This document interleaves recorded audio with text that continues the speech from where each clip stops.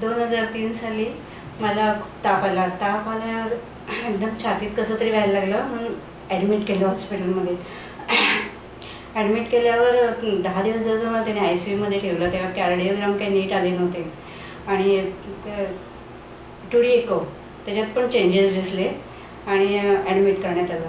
त्याच्यानंतर मला सगळी हृदयाची औषधोपचार सुरू झाले आणि जवळजवळ 10 दिवसानंतर मी घरी आले आणि त्या सगळ्या ॲलोपॅथीची औषधं मला चालू होती. त्यानंतर मी त्या औषधांवरच होते. मला अँजिओग्राफीची टेस्ट करण्याचा सल्ला देण्यात आला आणि डॉक्टरने सांगितलं की तुमचं बायपास नक्कीच आहे असं वाटतं, पण तुम्ही अँजिओग्राफी करा, मग त्याच्यावरून आपल्याला कळेल. परंतु मी तशी घाबरून गेले की एकदम अँजिओग्राफी म्हणजे होल करणार शरीराला वगैरे, म्हणून मी लक्ष दिलं नाही आणि पुढे औषधांवर हे सुरू केलं. पुढे असेच काही महिने गेल्यानंतर 2009मध्ये मला जास्त त्रास व्हायला लागला की मी म्हणजे चालूच शकत नव्हती. मी कुठलेही काम म्हणजे जरा वाकलं तरी मला एकदम दम भरू लागला.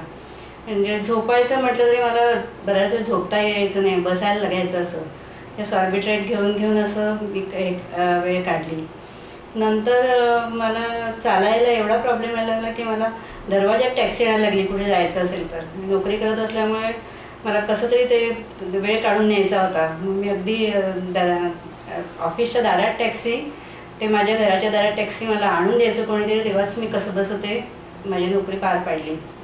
मला एवढा त्रास व्हायला लागला की हातातनं सतत स्वतःची पर्स घेता यायची नाही, केस बीस विंचारला पण हात वर जायचा नाही, डावा हात. खूप त्रास झाला. नंतर मग मी विचार केला की आता काहीतरी करायला पाहिजे, तर आपल्याला ऑपरेशन तर टाळायचं आहे. म्हणून मी आयुर्संजीवनी चिकित्सामध्ये गेली आणि त्यांना सांगितलं की असं असं मला भीती वाटते या सगळ्या गोष्टींची, तर मला औषधांनी बरं व्हायचं आहे. मग डॉक्टरांच्या सल्ल्याप्रमाणे मी औषधं घेतली.